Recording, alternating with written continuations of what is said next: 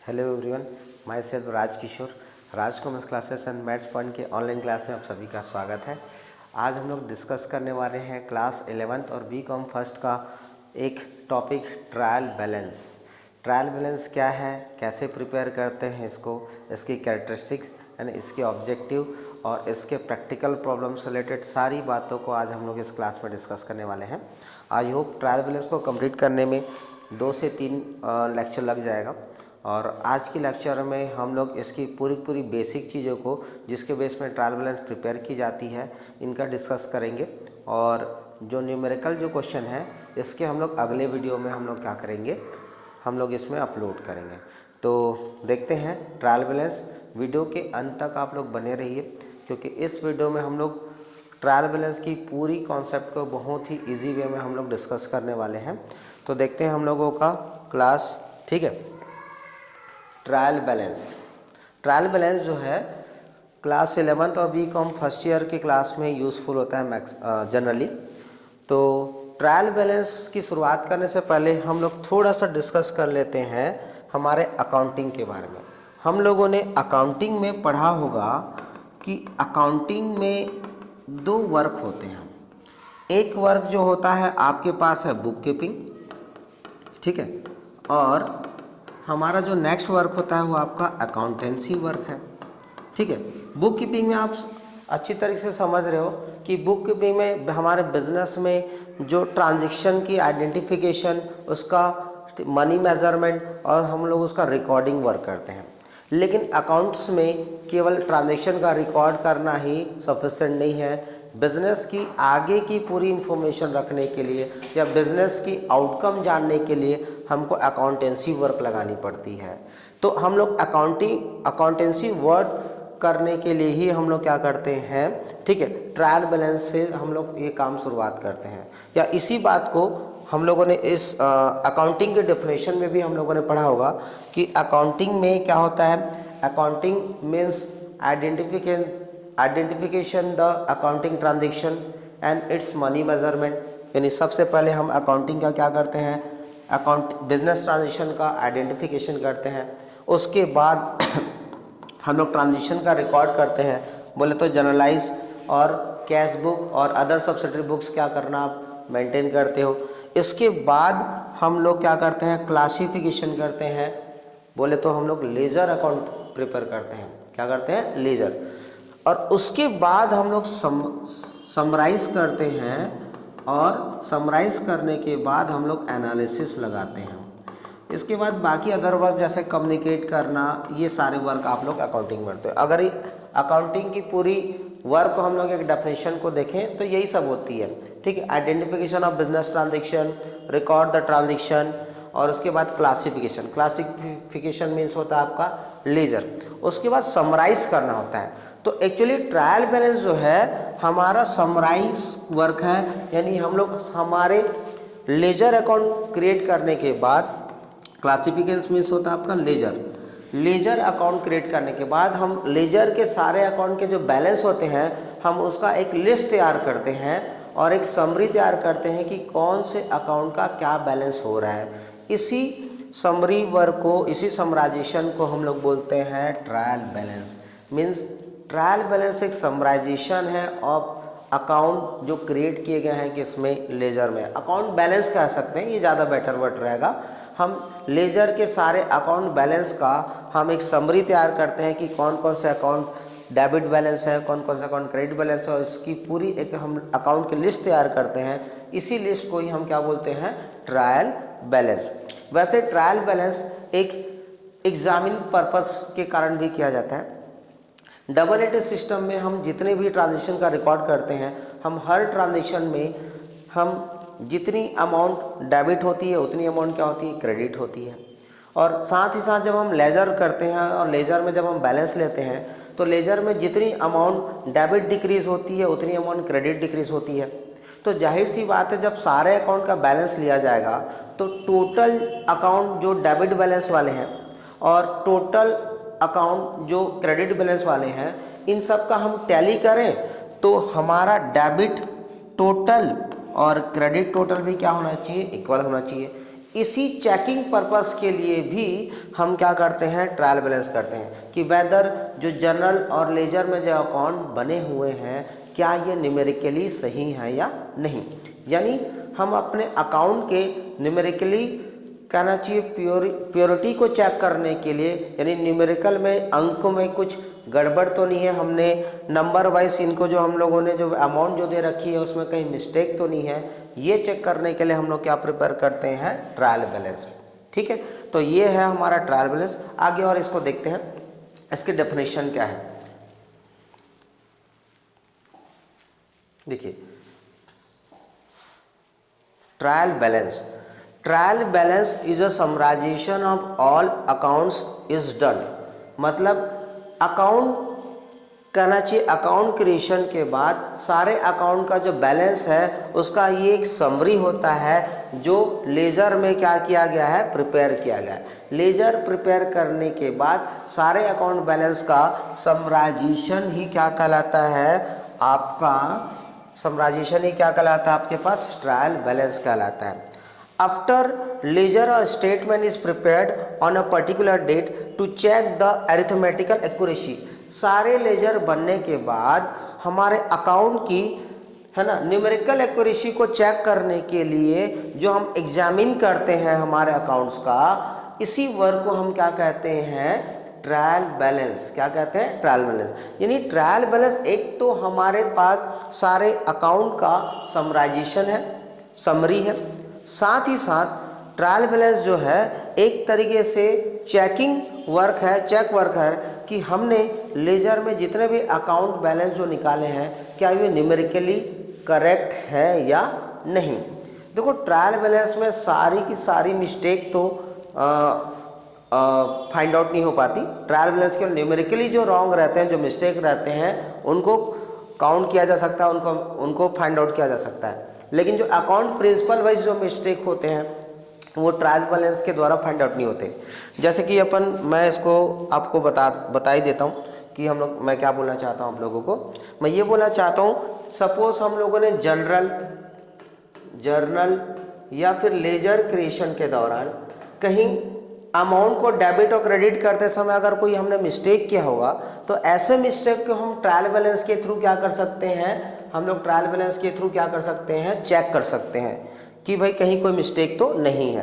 क्योंकि trial balance में हम लोगों का सारा अकाउंट जो डेबिट लिस्ट में है और सारा अकाउंट जो क्रेडिट लिस्ट में है, इन दोनों का टोटल क्या होना चाहिए, इक्वल आना चाहिए।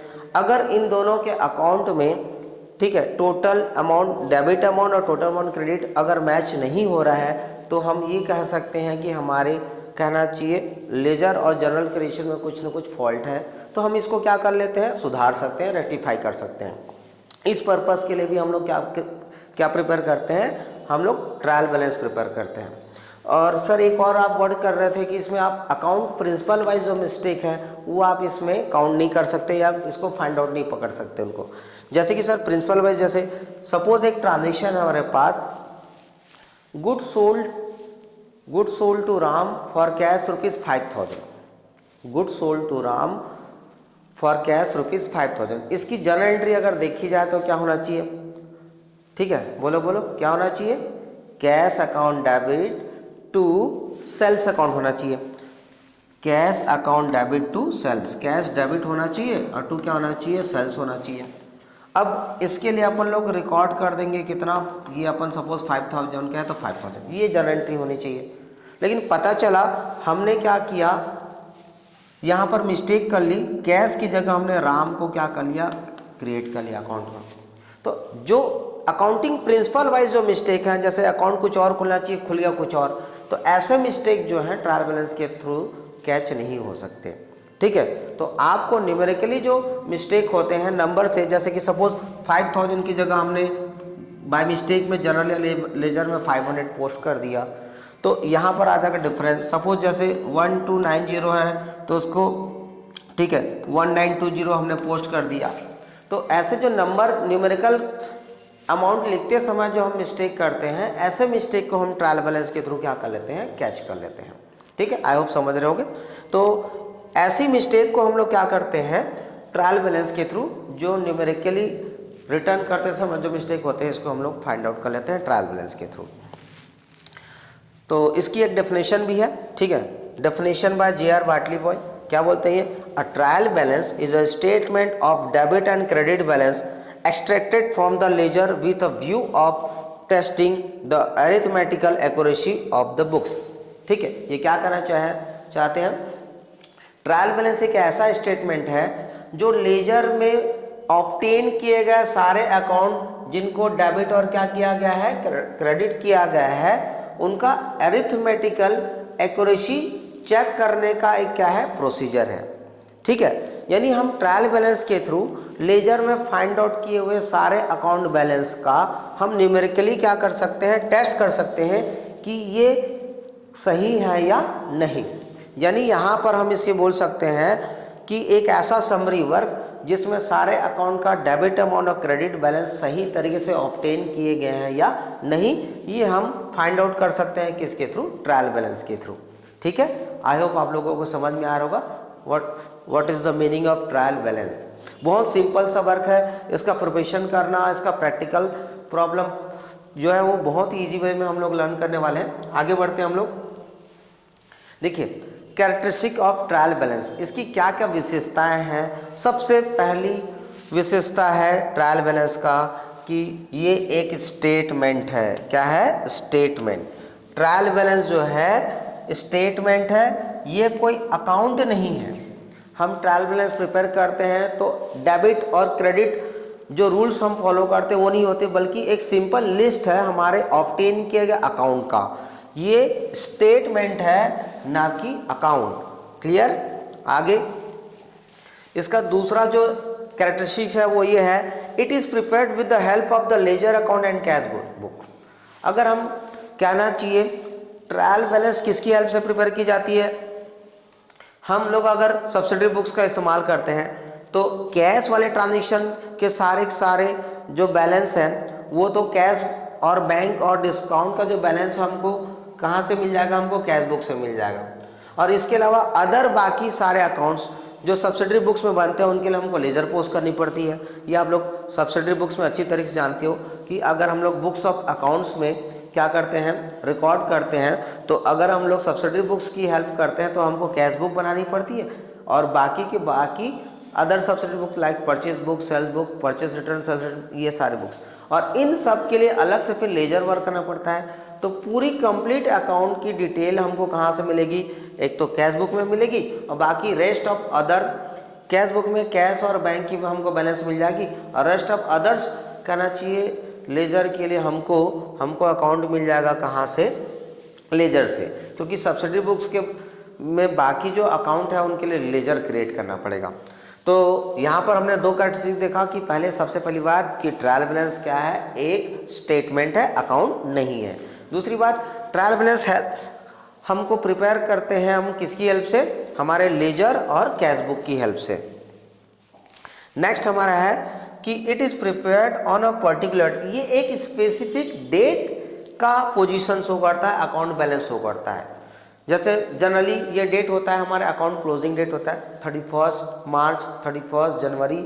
हम जिस डेट का हम कहना चाहिए बैलेंस जाना चाहते हैं उसी डेट का पोजीशन शो करेगा। ये पीरियोडिक नहीं होता है बल्कि एक पर्टिकुलर क्या होता है, डेट का होता है। ओके। थर्ड हमारे पास है it is prepared for checking arithmetical accuracy of the account. हमारे जो अकाउंट्स बैलेंस आए हैं उसकी अरिथमेटिकल एक्यूरेसी जानने के लिए हम लोग क्या करते हैं, प्रिपेयर करते हैं। नेक्स्ट,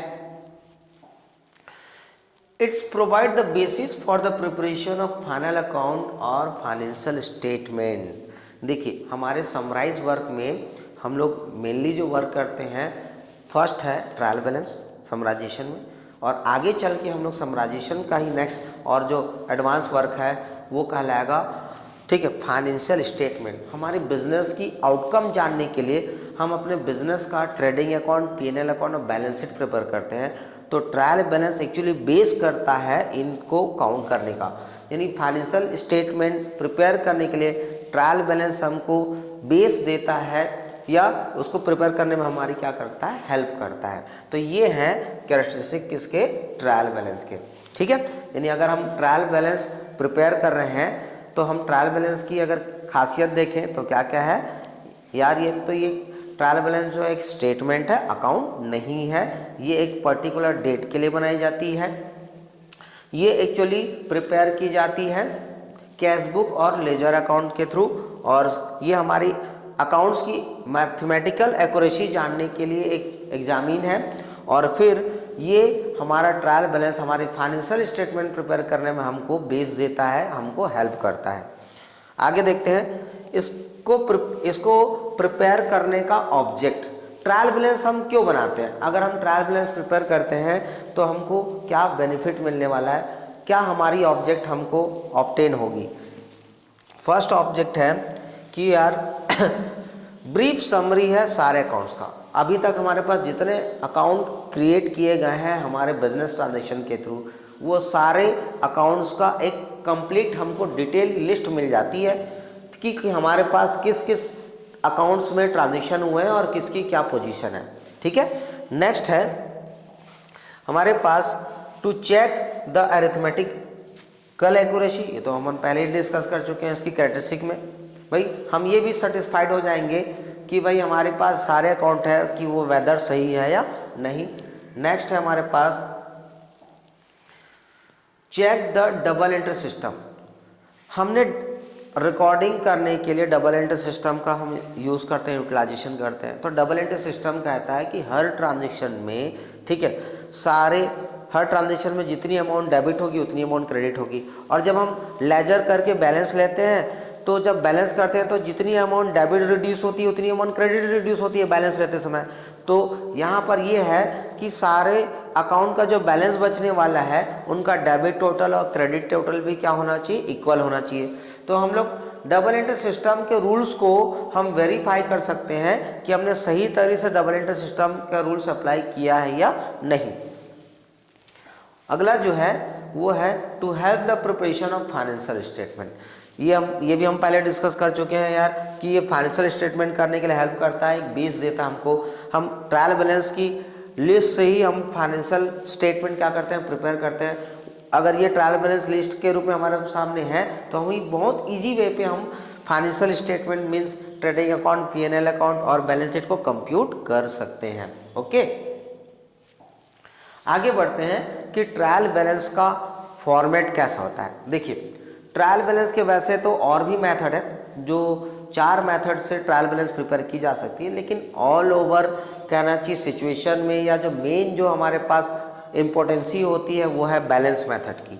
मैंने आपके सामने जो रखा है वो बैलेंस मेथड का फॉर्मेट रखा है, सिंपल है बहुत। आप हेडिंग डालेंगे ट्रायल बैलेंस, जिस डेट पर ही प्रिपेयर की जाएगी उसका डेट मेंशन हो सकता है, और 5 कॉलम की ये प्रिपेयर होगी। फर्स्ट नंबर ऑफ है ना अकाउंट्स, नेम ऑफ अकाउंट, जिस अकाउंट, और अगर ये लेजर की किस पेज से इसको यहाँ पर हमने नोट डाउन किया है, और अगर वो डेबिट नेचर का अकाउंट है तो डेबिट, और अगर वो क्रेडिट नेचर का अमाउंट है तो क्रेडिट में आपको डालनी है। मतलब सिंपल है, बैलेंस में किसी भी अकाउंट का बैलेंस या तो डेबिट में पोस्ट की जाएगी या तो क्रेडिट में पोस्ट की जाएगी। तो इस तरीके से हम लोग सारे अकाउंट का हम लोग लिस्टिंग कर लेते हैं।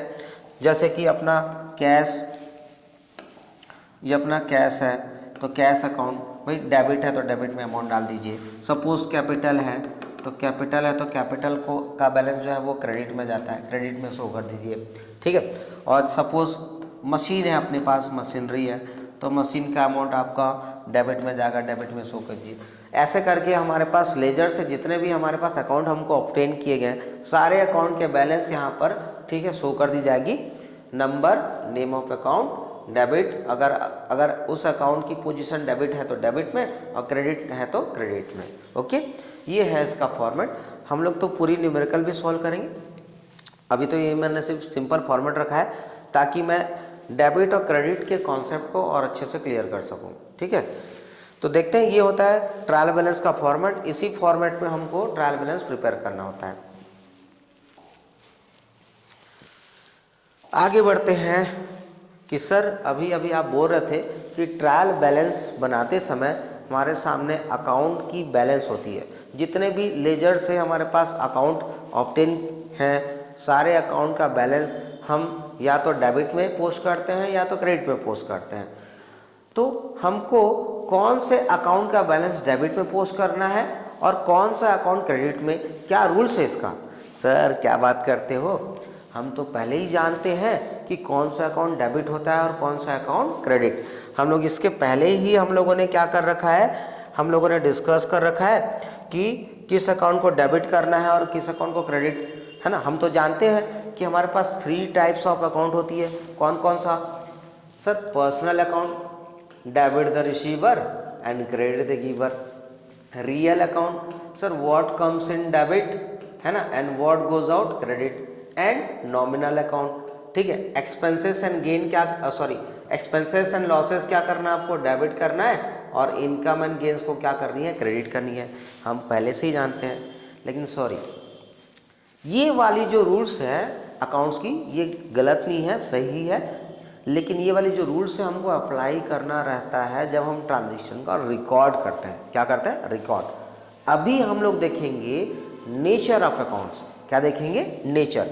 हमारे सारे अकाउंट का जो बैलेंस हमको ऑब्टेन हुआ है, इन सब का हम लोग नेचर क्रिएट करेंगे हमारी फाइनेंशियल स्टेटमेंट को ऑब्टेन, जब फाइनेंशियल स्टेटमेंट की जो प्रिंसिपल को क्या करते हैं, फॉलो करते हैं।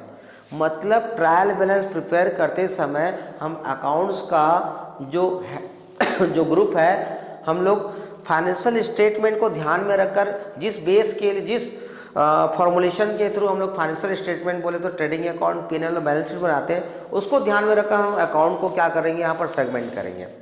तो अब यहाँ पर ये रूल्स हम लोग अप्लाई नहीं करेंगे, अब हम रूल्स अप्लाई करेंगे किसका, नेचर ऑफ अकाउंट का। किसका, नेचर ऑफ अकाउंट का। यानी सारे अकाउंट बैलेंस जो हमको मिले हैं लेजर से, अब इन सब की हम नेचर वाइज क्या करेंगे, इनको सिस्टमेटिक अरेंज करेंगे ट्रायल बैलेंस में। और यहाँ पर पर्सनल, रियल और नॉमिनल का रूल्स से थोड़ा सा हम लोग अलग रूल्स रखेंगे। तो अगर देखा जाए सारे अकाउंट बैलेंस जो हमको लेजर के थ्रू जो ऑब्टेन हुए हैं, अगर हम इसका नेचर में अगर इनका सेगमेंट कर दें, बांट दें इनको, तो there are 5 types of account. 5 type के अकाउंट हमको ऑब्टेन मिलेगी। और ये अकाउंट है फर्स्ट कैपिटल। जितनी भी हमारे पास अकाउंट की लिस्ट जो हमको मिली है, हम उसको 5 तरीके से 5 टाइप्स में हम क्या कर देंगे, कन्वर्ट कर देंगे। ठीक है, पहला आपका रहेगा कैपिटल अकाउंट। ठीक है, लेकिन कैपिटल के 2 एस्पेक्ट होते हैं। कैपिटल का पॉजिटिव फिगर, ठीक है, अगर एडजस्टमेंट अपन नॉर्मली वे पे अगर बात करें तो कैपिटल होता है क्रेडिट और ड्राइंग्स होता है क्या आपका, डेबिट। ओके, अगर उसका अपोजिट फिगर देखें, यानी पॉजिटिव फैक्ट देखें कैपिटल का तो क्रेडिट, और नेगेटिव फैक्ट ड्राइंग्स होता है। ठीक है, ये कैपिटल अकाउंट एक्चुअली हमारे प्रोप्राइटर के लिए खुली जाती है। किसके लिए खुली जाती है, प्रोप्राइटर।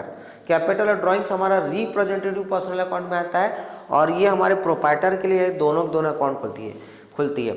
जब हमारा प्रोप्राइटर बिजनेस में इन्वेस्ट करता है तब हम उसे कैपिटल कंसिडर करते हैं, और जब हमारा प्रोप्राइटर बिजनेस से कुछ विड्रॉ कर लेता है तो हम ड्राइंग्स कंसिडर करते हैं, और उस सिचुएशन में ड्राइंग्स क्या होती है, डेबिट।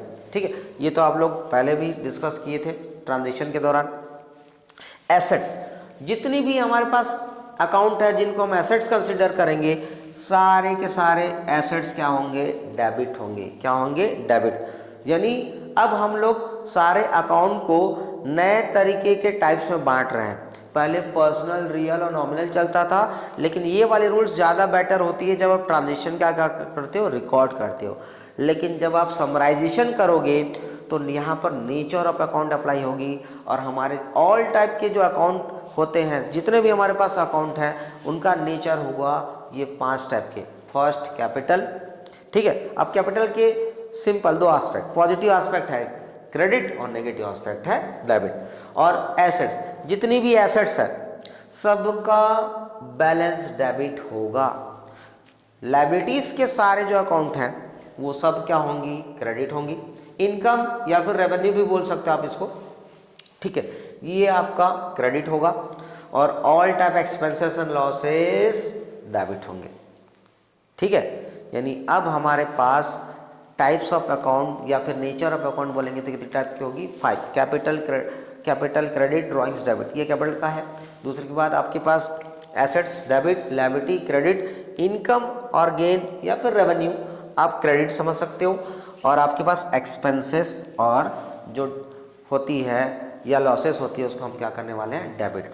तो हम लोग एक बार देख ही लेते हैं ताकि एक्चुअली इनके और क्या क्या एग्जाम्पल हो सकते हैं इन सारे नेचर ऑफ अकाउंट के, मतलब कौन से अकाउंट को हम एसेट्स में रखने वाले हैं, कौन से अकाउंट को हम लायबिलिटीज में रखने वाले हैं, कौन से अकाउंट को हम इनकम में कंसिडर करेंगे, किनको एक्सपेंसेस लॉसेस ग्रुप में कंसिडर करेंगे।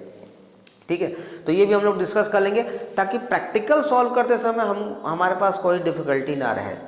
जब आप इनके ग्रुप वाइज एक बार अकाउंट्स को आइडेंटिफाई कर लोगे तो आपके लिए ट्रायल बैलेंस प्रिपेयर करना बहुत ही ईजी है, बहुत ही आसान है। ठीक है, तो आगे बढ़ते हैं हम लोग। इनके और क्या क्या अकाउंट हो सकते हैं। फर्स्ट कैपिटल, कैपिटल का पॉजिटिव फैक्ट आपका कैपिटल और नेगेटिव फैक्ट ड्राइंग्स, ये तो बस दो ही है इसमें, इसके अलावा इसमें कुछ नहीं है। आगे बढ़ जाते हैं हम लोग। एसेट्स, एसेट्स के कोई भी अकाउंट डेबिट होगा, क्या होगा, डेबिट। और एसेट्स को मैंने जनरली 3 अलग अलग ग्रुप में रख दिया है। वैसे आप लोगों को तो सिंपल देख के आप समझ में, देखो ऐसे एसेट्स, ठीक है, जो काइंड में होते हैं, हमारे पास आइटम्स में होती है, ठीक है, उसको मैंने यहाँ रख दिया है। और जो इनटेंजिबल नेचर के होते हैं उनको मैंने सेकेंड ग्रुप में रख दिया है। और जो पर्सन से रिलेटेड रहते हैं, ठीक है, उनको मैंने यहाँ पर नीचे ग्रुप में रख दिया है। ठीक है, पर्सनल या इंडिविजुअल से लेकर जो बिलोंग करते हैं या जो रिप्रेजेंटेटिव पर्सनल अकाउंट होते हैं उनको मैंने नीचे रख दिया। खैर ये सारे के सारे नेम ऑफ अकाउंट जो है सब क्या है, एसेट्स हैं। इनमें से कोई भी अकाउंट जब हमको क्वेश्चन में मिलेगी तो हम इनको क्या करने वाले हैं, डेबिट करने वाले हैं। तो रीड करते हैं। Land, building, plant, machinery, furniture, motor car, cash, inventory, ठीक है, क्लोजिंग स्टॉक, यानी इन्वेंट्री का मतलब क्लोजिंग स्टॉक होता है।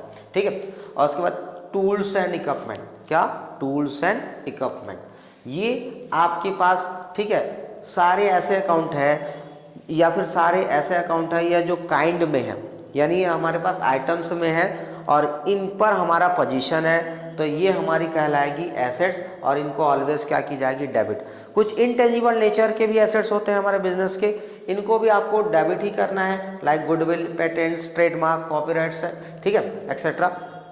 और एनी लाइसेंस या फिर आपका रॉयल्टीज़, ये सब आपकी क्या मानी जाएगी, एसेट्स मानी जाएगी और आप इसको क्या करने वाले हो, डेबिट करने वाले हो। कुछ ऐसे पर्सन जो हमारे लिए हमारा डेब्ट्स हैं, यानी हम इन पर ओन करते हैं, ये हमारे कुछ पैसे लग रहे हैं या हमारा पैसा इनके पास डिपॉजिट है या फिर हम किसी भी तरीके से इनसे हम पैसे की रिकवरी करने वाले हैं, वो पर्सन जिसके पास हमारा पैसा डिपॉजिट है या हम इनसे कुछ ना कुछ रिकवरी करने वाले हैं, ऐसे सारे पर्सन को हम क्या बोलते हैं, रिप्रेजेंटेटिव पर्सनल अकाउंट के थ्रू एसेट्स मानेंगे। क्या मानेंगे, एसेट्स। और इनको भी हमेशा क्या की जाएगी, डेबिट की जाएगी, like bank balance, sundry debtors, bill receivable, prepaid expenses, accrued income, ये सब अकाउंट हमेशा डेबिट होंगे, कारण एसेट्स है। ओके, आई होप आप लोग को समझ में आ रहा होगा। नेक्स्ट हमारे पास liabilities. Liabilities generally representative personal account ही होते हैं और ये लायबिलिटीज़ ऐसे पर्सन या फिर ऑर्गेनाइजेशन होती है, ठीक है, जिनका पैसा हम लगते हैं, हम डेब्ट्स हैं उनके, ठीक है, यानी हमारे ऊपर लायबिलिटी है कि इनको कुछ ना कुछ पे करना है। तो जैसे कि लोन लिया है हमने कहीं से, डिबेंचर कंपनी जब लोन डॉक्यूमेंट जारी करके लेती है तो सन्डे क्रेडिटर से, सप्लायर जिससे हम क्रेडिट में गुड्स परचेस करते हैं, बिल्स पेबल, ठीक है, बैंक ओवरड्राफ्ट, आउटस्टैंडिंग एक्सपेंसेस यानी एक्सपेंसेस जिनका अभी तक हमने पेमेंट नहीं किया है, एडवांस इनकम, ठीक है, हमने किसी से पैसा एडवांस में ले लिया लेकिन अभी तक उनको सर्विस दिया नहीं है, ठीक है, कोई भी रिजर्व फंड या फिर provision, like provision for bad debts, provision for tax या फिर provision for donation, reserve for donation, ठीक है, यानी ये कोई भी आपके पास प्रोविज़न या रिजर्व फंड है वो ऑलवेज लायबिलिटी में कंसिडर की जाएगी और उसको क्या किया जाएगा, क्रेडिट किया जाएगा। ठीक है, नेक्स्ट है इनकम। इनकम या फिर रेवेन्यू, ये हमारे लिए ऑलवेज क्या मानी जाएगी, क्रेडिट समझी जाएगी। Sales, fees receipts, commission receipts, discount receipt, rent receipt, interest receipt, dividend receipts, other gain या रिसिप्ट्स, ठीक है, जीएसटी रूल्स के अकॉर्डिंग देखे जाए तो हालांकि ये रीबेट का वर्क होता है, लेकिन आप लोग ये समझ लो क्योंकि इनसे पैसे हमारे पास जनरेट होती है।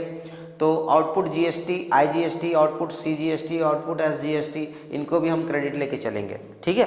और नॉन प्रॉफिट ऑर्गेनाइजेशन के लिए, जैसे कि जो लोग एनपीओ में वर्क करते हैं, सब्सक्रिप्शन मिल जाना, डोनेशन रिसीव में हो जाना, जैसे कोई लाइब्रेरी है, कोई स्पोर्ट्स क्लब है, या कोई चैरिटेबल इंस्टीट्यूशन है, ठीक है, इनको एक्चुअली इस तरीके से इनकम होती है, रेवेन्यू होती है। मेंबरशिप फीस मिलती है, ग्रांट रिसीव होता है, डोनेशन रिसीव होती है, तो इनके लिए ये सब इनकम होंगे। और इनकम है मीन्स इनको क्या करना है, क्रेडिट करना है, okay.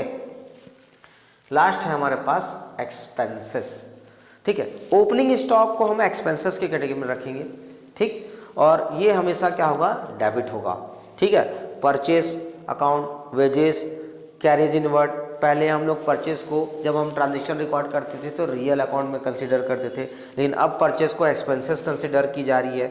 Wages, carriage inward, freight charges, octroi, manufacturing expenses, factory expenses, इसके अलावा salary, rent paid, commission paid, interest paid, repairing charges, advance advertisement expenses, printing and telegram, postage charges, office expenses, general expenses, legal expenses, stationery, depreciation, bad debts, discount allowed, trade expenses, carriage and freight outward. देखो इसमें confuse बहुत सारे बच्चे होते हैं कि sir factory carriage inward debit है तो कैरेज आउटवर्ड क्या हो जाएगा, क्रेडिट। नहीं, ऐसा नहीं है, ठीक है भाई। कैरेज इनवर्ड मतलब क्या है, गुड्स को, है ना, कैरी इन करने का, गुड्स को लाने का खर्च, डेबिट। तो गुड्स को अगर आप डिलीवरी देते हो तो उसका जो चार्ज है वो भी तो खर्च ही होगा, और एक्सपेंसेस दिख गया मतलब आपको क्या करनी है, डेबिट करनी है, ओके। तो कंफ्यूज नहीं होना, कैरेज इनवर्ड और कैरेज आउटवर्ड दोनों डेबिट होगा। या कभी कभी फ्रेट इनवर्ड और फ्रेट आउटवर्ड क्वेश्चन में अप्लाई कर देता है तो उसका भी मतलब डेबिट होगा, दोनों। फ्रेट इनवर्ड भी डेबिट है और फ्रेट आउटवर्ड भी डेबिट है। Loss by fire, loss by theft, charity, other कोई भी एक्सपेंसेस एंड लॉसेस, ठीक है, ये क्या माने जाएंगे, आपके सब डेबिट कंसिडर की जाएगी। तो अगर हम सारे अकाउंट को, ठीक है, नेचर ऑफ अकाउंट के थ्रू अब समझना स्टार्ट कर दें तो हमारा फाइनेंशियल स्टेटमेंट को प्रिपेयर करना और उसके हिसाब से अकाउंट को अंडरस्टैंड करना ज़्यादा ईजी रहेगा।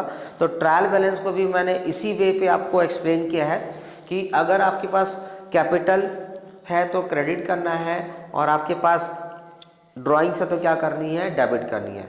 इनकम के एसेट्स के सारे अकाउंट डेबिट होंगे, लायबिलिटी के सारे अकाउंट क्रेडिट होंगे, इनकम या रेवेन्यू का अकाउंट क्रेडिट होगा, और एक्सपेंसेस या लॉसेस जो है वो क्या होगी, आपकी डेबिट होगी, ठीक है। एक दो छोटे छोटे और टॉपिक होते हैं, जैसे कि क्लोजिंग स्टॉक को कभी रिकॉर्ड किया जाता है ट्रायल बैलेंस में, कभी और नहीं किया जाता। परचेस रिटर्न, सेल्स रिटर्न, ये सब थोड़े से एडजस्टमेंट के पार्ट हैं। तो अपन अगले क्लास में जब हम प्रैक्टिकल प्रॉब्लम सॉल्व करेंगे तो उसमें देखेंगे अगले लेक्चर में, ठीक है। आई होप ट्रायल बैलेंस की सारी बातें आप लोगों को समझ में आई होगी। अगर आपको कुछ प्रॉब्लम है तो आप हमको कमेंट सेक्शन में ज़रूर आप डाल सकते हैं, हम इसको दूर करने की कोशिश करेंगे। हमारी लेक्चर देखने के लिए थैंक यू, ठीक है। अगर आपको वीडियो अच्छी लगी है तो आप इसको शेयर कर सकते हैं, ठीक है। यही हमारा मोटिव रहेगा। Thank you very much.